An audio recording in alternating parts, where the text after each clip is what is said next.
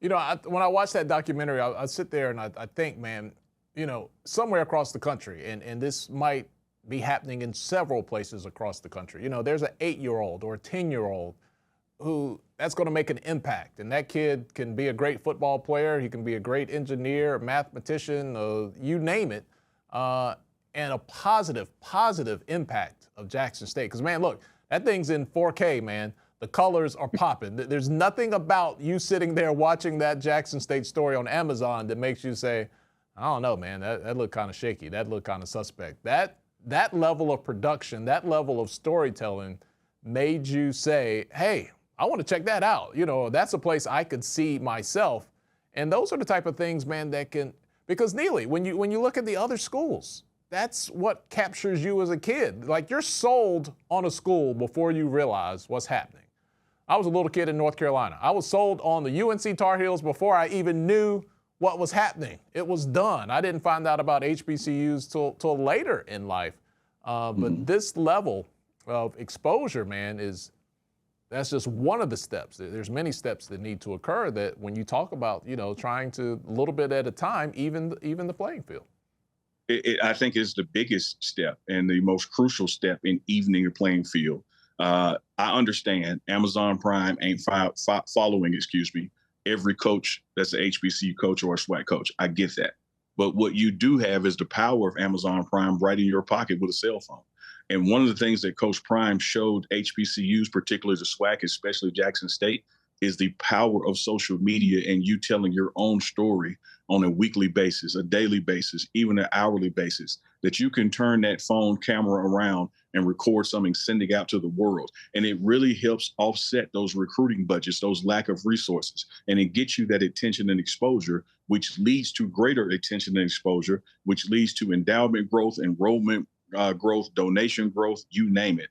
And so I think the blueprint has been laid out for HBCUs to follow with Coach Prime, and understanding that, when you got to harness this new awareness and this renewed sense of urgency with HBCUs, and that, hey, even with people like Travis Hunter and Deion Sanders, who went out there hard and talked about why they were coming to an HBCU and the opportunity to open up the leave, and they still show love to the HBCU, nothing has changed. The transfer portal is a game changer in college football. People are going to be coming and going forever. But what those guys established is that you can go. And there are other guys who've established that you can stay. And so it's just a new era in college football. And HBCU Gameday, the pregame show, and Coach Prime were just a major part of showing the world what was going on and what continues to go on.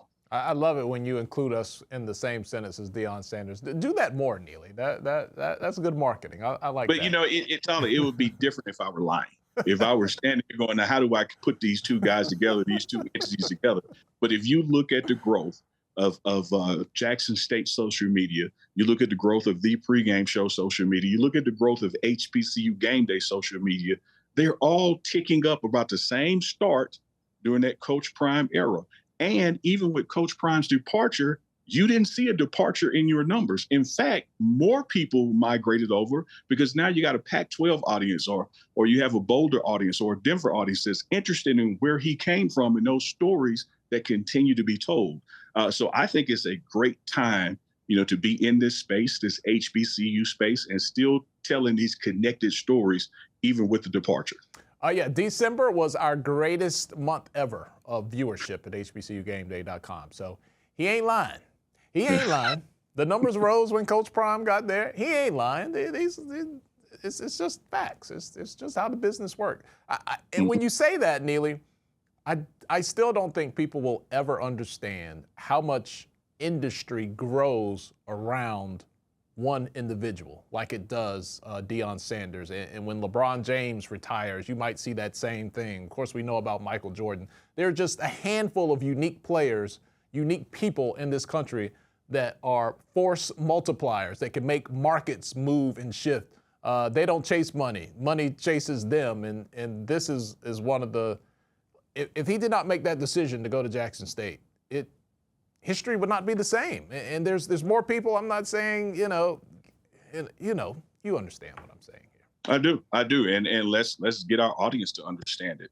There are just certain people with that gravitas That they bring enough to the table that there's a vacuum trail behind them that pulls things with them no matter where they're going. And one thing I've shared with people here in Boulder, whether it's the folks at the university or I'm out at a restaurant, is you have no idea what is coming. Like, but you think you know, but you don't know, because with this guy comes so many ancillary things that you can't tabulate, that you can't count on and figure out. You just have to be ready for it and go through it and adapt on the fly, because you're going to have celebrities like you've never seen before coming to Boulder to see games. You're going to have, documentaries taking place. College Game Day will be here. All those kind of things take place just because of his energy. Now, one thing that's happening here in Colorado, whether they were 1-11 or 6-6, didn't matter. Their stadium is pretty full, kind of like the HBCUs. But you didn't have that exterior energy that he brings, and so it's going to be a new thing here. And it also propelled the HBCUs because what they get to build off of. Do you really think of Ed Reed is at Bethune-Cookman if you didn't have a Deion Sanders at Jackson State? I ain't arguing. I'll just let it marinate. I'll just let it sit out there. You talk about celebrities. Let me look at the law books in Colorado. What's legal? I think you might get a lot of Snoop Dogg out in Boulder, Neely. I'm just guessing. I'm just guessing. He might make a few stops. I would imagine that if Snoop pulled up to Jackson State and we were just getting into medical licensing and that you could have an excuse to have it on you, I'm sure Snoop might make every home game here in Colorado. Just not lying, but having fun. Neely, man, I know time is short. Battery life is short. My wife has called me a little while ago, said, "Where you at?" I ain't lying about that either. Why do I get in so much trouble with you, Neely? I have no idea. You every week she ends up part of the show and you run off the set.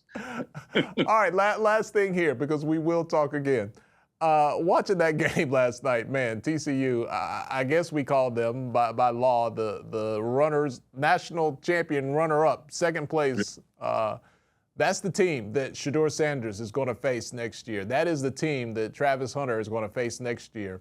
And I didn't realize until a couple of weeks ago, I was looking at their schedule. I'm like, man, that is going to be so exciting to see a team that was competing for a national championship, to see these kids that started at Jackson State, that we still love and will still cheer for, having a chance to compete, man, against one of the best and maybe pull off a bit. What a way to start their new careers at their new homes by knocking off TCU, which could happen. Who knows what's going to happen, but they'll have the opportunity. Absolutely. And last night, it didn't matter, but I was actually pulling for TCU for those reasons. Me too. Because I would love to have seen TCU as national champions and then facing Coach Prime's coaching staff, Coach Prime's players from the SWAC, and other HBCUs. I would have loved to see that narrative and how that stacks up. Didn't happen that way for TCU, but they're still on the schedule to face, Colorado University and Coach Prime and all those things. So you're exactly right, Tolly. To see how Travis Hunter and the Deion Sanders or some of the other players that are coming like a automatic model, to see how they stack up against someone who was in the national championship game, you couldn't script it any better for that to happen within the first or second game of the season of Coach Prime's inaugural season here at this Power 5. All right, Neely. How long are you going to be out in Boulder? How often do you think you're going to be out there chronicling and capturing the stories of Coach Prime, the former JSU players, Coach Harrell, Coach Dancy, all those guys? As often as I can. Coach Prime has opened the door and said, Neely, it is just like it was at Jackson State. You are family. You're here. Do what you got to do. Trust you fully. So we're going to be here as content grows. Naturally, this time of the year with school was not in, there was not a lot of activity. We were just covering some of the signing day stuff. So as we get into spring ball, we'll be here a lot, seeing that growth and maturation, and really want to, as we pointed out earlier, Tyler, deep dive into some of the human stories, not just football, on these folks who transitioned from Mississippi, from Jackson, a 85% African-American city, to Boulder, to a 90% predominantly white environment, from a SWAC school to a PWI, these stories are going to be bigger than just football. We're going to get into some of the human side of it as well to see how these folks are progressing. But the focus is always going to be on winning, because Coach Prime ain't trying to do this in 2 or 3 years from now. He's trying to win now.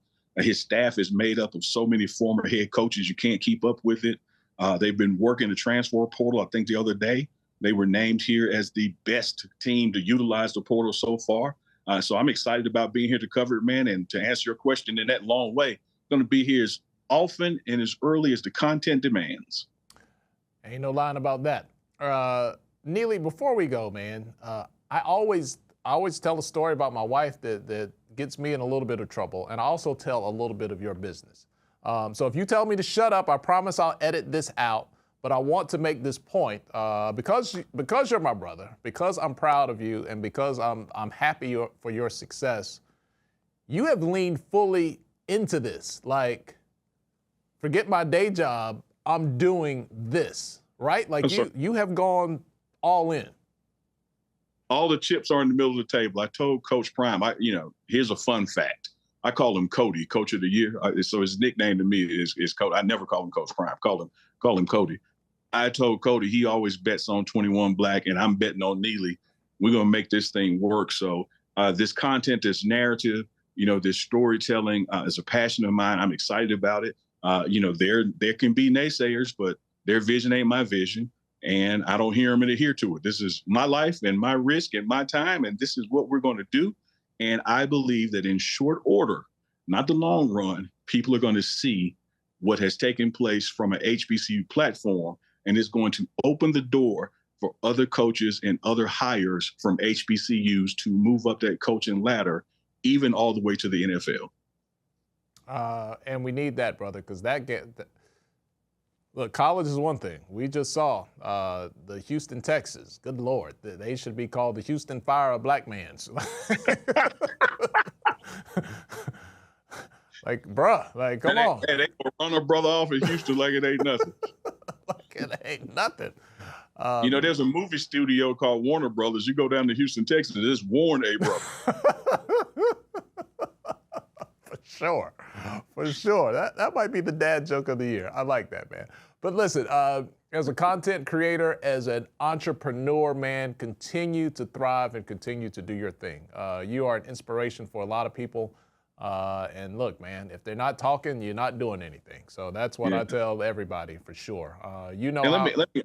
Absolutely. Let me underscore something there, Tali, that is, I don't even want to say equally important. It's more important. I've spent, 15 years or more on the board of directors for the Boys and Girls Club of Central Mississippi, been chair of the board for the past 4 years.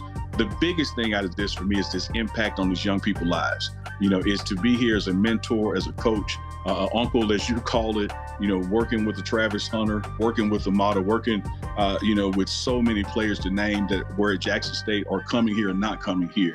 That kind of thing, and showing them the power of social media and helping them create their own content and getting them on their paths. Because as Coach Prime has articulated time and time again, everybody ain't going to the NFL, but someone has to be in your life and show you what else you can be outside of sports. And so that part and that role is just a personal passion of mine that I really enjoy. All right, well, keep doing that thing, man. Hope to catch up to you soon. We'll be talking to you. Keeping up with the coaching staff and players there, and always talking a little Jackson State as well. He is my man from the Pregame show. We didn't get a Chuck reference in. What's up, Chuck? Usually Chuck is the butt of a joke at some point. We're just going to say, what's up, Chuck? Hope you're doing well there. Warner Brother Chuck, you're down in Houston. You need to be part of the Warner Brother committee. Chuck should apply for the job with the Texans, One and done, He'll at least get a year. For sure. All right, he's Neely. I'm Tali. You guys take it easy. We'll talk to you soon.